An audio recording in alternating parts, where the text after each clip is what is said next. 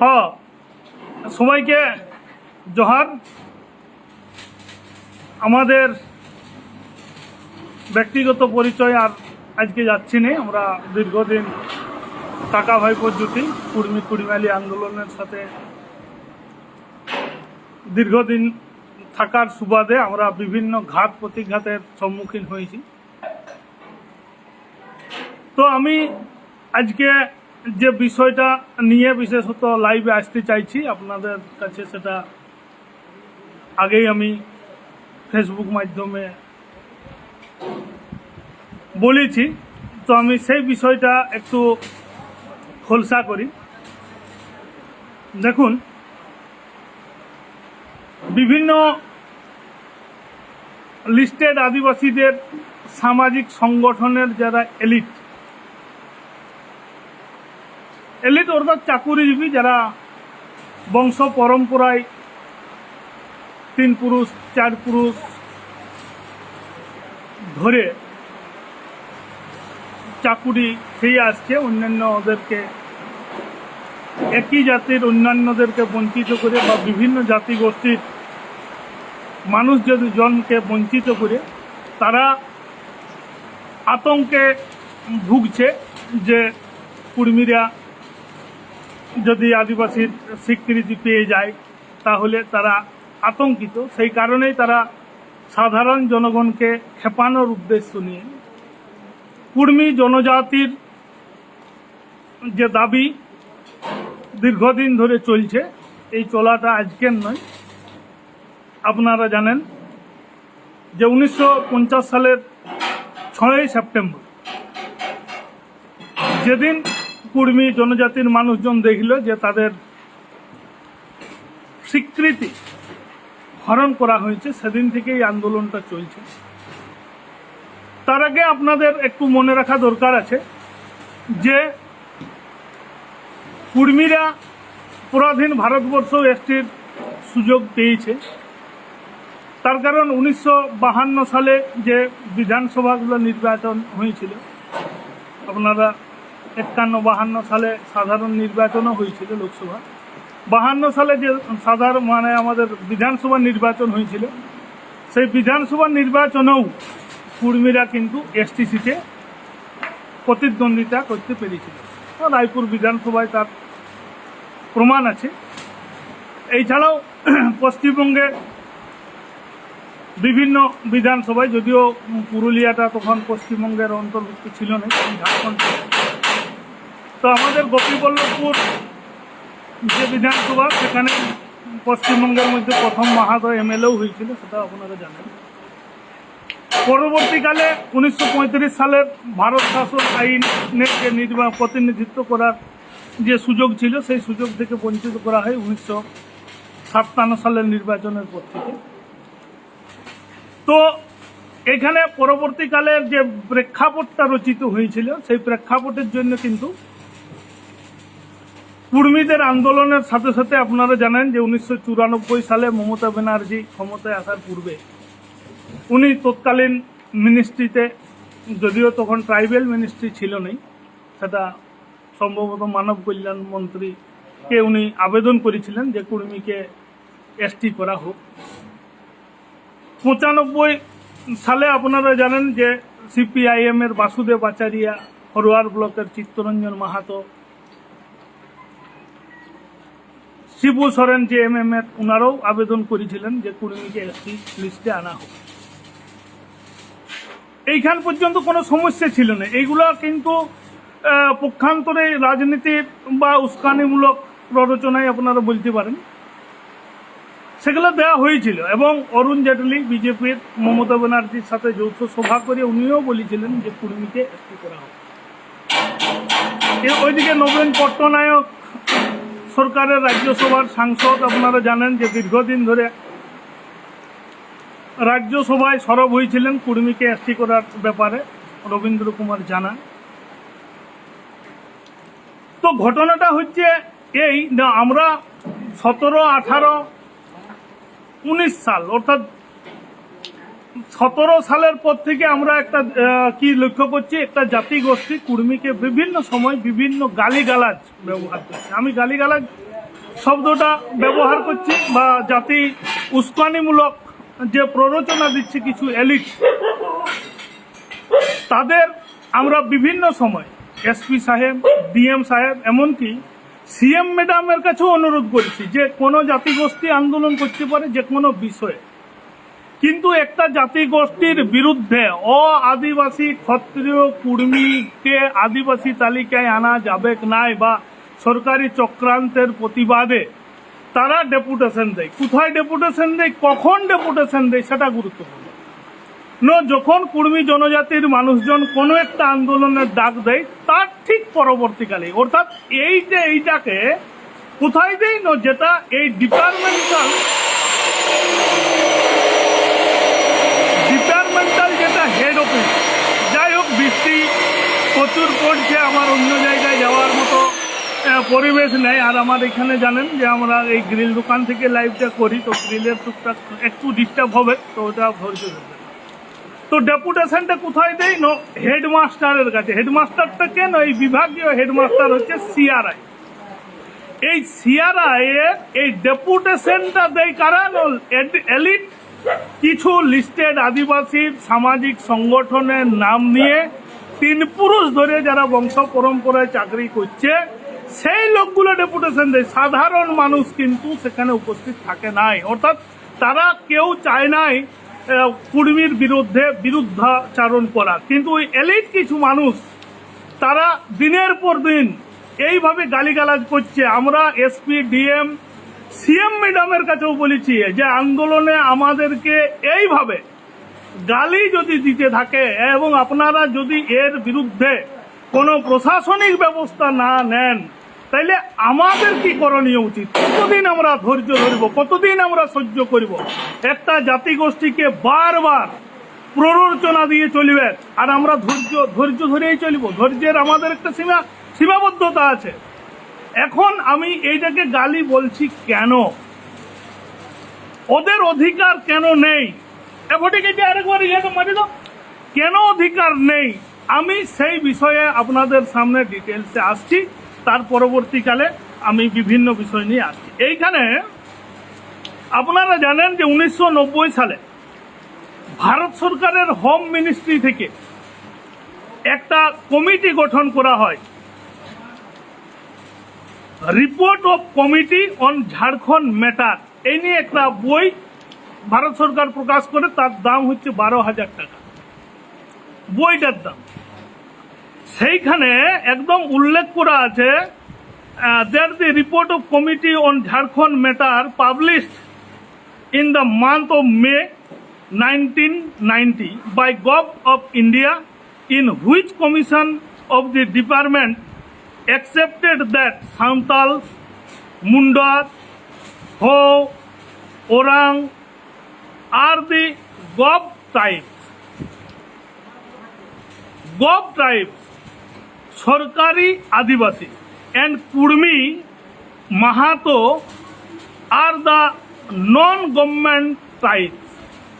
Ger Sarkari Adivasi বা বেসরকারি আদিবাসী have same culture and tradition. কথাটার মানে নিশ্চয় বাংলা করার প্রয়োজন হবে না। তাহলে সরকারি নথিতে বেসরকারি আদিবাসী বলা সত্ত্বেও কোন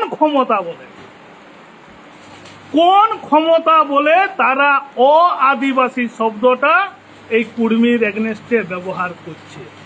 এর বিরুদ্ধে যদি সরকার কোনো পদক্ষেপ না নেয়, তাহলে কুর্মী জনজাতির মানুষদের কি করণীয়, আমি সাধারণ কুর্মী তথা কুর্মী নামধারী যতগুলো সংগঠন আছে সবার কাছে আমি অনুরোধ করব, আগামী 27 তারিখ এই কুর্মী জনজাতির বিরুদ্ধে এই যে প্ররোচনামূলক যে ডেপুটেশন দেওয়া হচ্ছে, এই ডেপুটেশনের বিরুদ্ধে সরকার যদি কোনো পদক্ষেপ না করে, তো সমস্ত কুর্মীকে এক হয়ে পথে নেমে কিভাবে প্রতিবাদ করতে হয়, কিভাবে আইনি পদক্ষেপ নিতে হয়, সেটা যাতে কুর্মী জনসাধারণ দেখায়, তার আমি আবেদন রাখছি। আপনাদেরকে সবাইকে আমি অনুরোধ করছি, আপনারা আসুন, নামুন। এইভাবে প্রত্যেকবার যদি আমরা সহ্য করে যাই তাহলে ওরা আমাদের লোকাল ভাষায় পাদয় পাবে। এই পাদয় পাওয়ার বিরুদ্ধে কিন্তু আমাদেরকে রুখে দাঁড়াতে হবে। যদি রুখে না দাঁড়ান এই কুর্মী আন্দোলন আর করার কোনো প্রয়োজন নাই। কেন কি আমি প্রায় প্রতিটা কর্মসূচি তার সাথে সাথে প্রত্যেকবার গভর্নমেন্টের যে ডাক সেই গভর্নমেন্টের ডাকে প্রত্যেকবার আমি উপস্থিত হয়েছি। সেখানে প্রতিবার আমি দেখেছি প্রথমে যখন আমাদের পশ্চিমবঙ্গ গভর্নমেন্ট সিআরআইয়ের কাছে দাবি করে যে কুর্মীদের যদি এই ফার্দার কমেন্ট অ্যান্ড জাস্টিফিকেশনের বিষয়ে আপনারা উপযুক্ত নথি তথ্য প্রদান করুন, সেখানে সিআরআই স্পষ্ট ভাষায় লিখেছে যে কিছু লিস্টেড আদিবাসী সংগঠন কুর্মীর বিরোধিতা করার জন্যে আমি আর কোনো কাগজ দিতে পারছি না। অর্থাৎ সমস্ত ডকুমেন্টস আছে, বিরোধিতার কারণে সরকার সেই নথি দিচ্ছে না। এর বিরুদ্ধে আমাদেরকে কিন্তু রুখে যদি না দাঁড়ান তাহলে প্রতিবার একটা আন্দোলন হবে। একবার সরকারের কাছে আলোচনায় বসবেন এবং একই কথা প্রথমে সিএম ম্যাডাম কি বলেছিলেন যে কুর্মী জনজাতির এই ফার্দার কমেন্ট অ্যান্ড জাস্টিফিকেশনের জন্য উনি তদন্ত করবেন। কি তদন্ত করবেন না কোথায় কুর্মীরা বসবাস করে, এটা একদম নথি বলছে ছোটনাগপুর কুর্মীরা বসবাস করে। তার সাথে সাথে ছোটনাগপুর থেকে কুর্মী কিছু বাংলাদেশের মাধ্যমের মধ্যে ভায়া বাংলাদেশ করে উত্তরবঙ্গে বসবাস করছে, কিন্তু তাদের অরিজিন সবারই এই ছোটনাগপুর এলাকায়। তাই আমি অনুরোধ করব যে সিএম ম্যাডামের কাছে সমস্ত নথি আছে। এই ছাড়াও কত পরিসংখ্যান আছে কুর্মীর, সেই পরিসংখ্যানটা আরেকবার আমি রিপিট করছি। গত পঞ্চায়েত নির্বাচনে প্রত্যেকটা ভোটার লিস্ট ধরে কতজন এসসি আছে, কতজন এসটি আছে, কতজন ওবিসি আছে, কতজন মাইনরিটি আছে এবং ওবিসির মধ্যে কতজন কুর্মী আছে তার ডেটা পশ্চিমবঙ্গ সরকারের আছে। এটা সেই ডেট পে ডে, তারিখ পে তারিখ এইরকম চালাচ্ছে পশ্চিমবঙ্গ সরকার। এরপর আমাদের ভাববার সময় এসে গেছে আমরা কি করব, কি করা উচিত। সরকার যদি, প্রশাসন যদি এর বিরুদ্ধে প্রতিবাদ না করে, এর বিরুদ্ধে যদি অ্যাকশন না নেয় তাহলে আমাদের কি করা উচিত, এটা কিন্তু আমাদের ভাববার সময় এসে গেছে। সমস্ত সংগঠনের কর্মকর্তাকে আমি কর্মকর্তা হিসাবে আমি অনুরোধ করছি না, আমি সমস্ত জাতি সমুদায়কে অনুরোধ করছি, একদম সাধারণ কুর্মীর একজন আন্দোলনকারী, 20 বছর ধরে আন্দোলনকারী হিসাবে আপনাদের কাছে আবেদন করছি, এর বিরুদ্ধে যদি প্রতিবাদ না করতে পারেন কুর্মী আন্দোলন ছাড়ি দেন। কুর্মী আন্দোলনটা সেদিনেই সাকসেসফুল হবে যেদিন এদের বিরুদ্ধে আপনি প্রতিবাদ করবেন, রুখে দাঁড়াবেন, নচেত কুর্মী আন্দোলন আর করার কোনো প্রয়োজন নাই। আমাদের এসটি যেদিন পাওয়ার সেদিন আমরা ঠিক পাবো, কিন্তু তার আগে এই মুখোশগুলাকে আমাদের সাধারণ পাবলিকের সামনে তুলে ধরতে হবে। এই মুখোশগুলা আজ যারা এই কুর্মীর বিরুদ্ধে এই কথাগুলো বলছেন তারা সবাই কিন্তু সরকারি মদতপুষ্ট সংগঠন, সবাই সরকারি মদতপুষ্ট সংগঠন। এর আগে আপনারা দেখেছেন যে কুর্মীদের বিরুদ্ধে পঞ্চায়েত নির্বাচনের আগে সম্পূর্ণরূপে একটা বন্ধ ডাকা হয়েছিল। সেই বন্ধকে, যেখানে বিভিন্ন বন্ধকে সরকার হটানোর জন্য সরকারি দমন পীড়ন নীতি প্রয়োগ করা হচ্ছে, সেখানে কি সেই বন্ধকে সমর্থন করে পুলিশ প্রশাসনের পক্ষ থেকে মুড়ি পেট্রোল সরবরাহ করা হয়েছে, পিকেটিং করা হয়েছে বিভিন্ন জায়গায় এই প্রশাসনের পক্ষ থেকে। ভাবুন তাইলে কোনো একটা সরকারি ষড়যন্ত্র কাজ করছে এই আমাদের বিরুদ্ধে, সেটা সিএম ম্যাডামের কাছে বিষয়টা থাক বা না থাক, বা সিএম ম্যাডামের ওইটা মদত আছে কিনা আমরা কিন্তু সেটা বুঝে উঠতে পারছি না। তাই আমার অনুরোধ, পুনরায় অনুরোধ, এখন কুর্মীর এসটি বিষয়ে আন্দোলন না করে এই বিরোধিতার প্রশ্নে সবাইকে আন্দোলন করার আহ্বান জানাবো। কিভাবে আন্দোলনটা হবে সমস্ত কর্মকর্তাদেরকে আমি বসার অনুরোধ রাখছি। এখানে কোনো একক সংগঠন এই দিকটা আপনারা আর ভাববেন নাই, এটা আমাদের শত্রু চিহ্নিত হয়ে গেছে। সেই চিহ্নিত শত্রুকে অঙ্কুরে যদি বিনষ্ট করতে না পারেন, তাহলে এই বারবার সিআরআই ডিপার্টমেন্টে আমাদের বিরুদ্ধে এবং গের সরকারি আদিবাসী এই বিষয়টা মানে বেসরকারি আদিবাসী যেখানে সরকারের হোম মিনিস্ট্রি স্বীকৃতি দিয়েছে, সেখানে কিন্তু এরা বারবার এই যে বিষয়টা বলছে, এটা আপনাদের আরেকবার স্মরণ করে দিচ্ছি।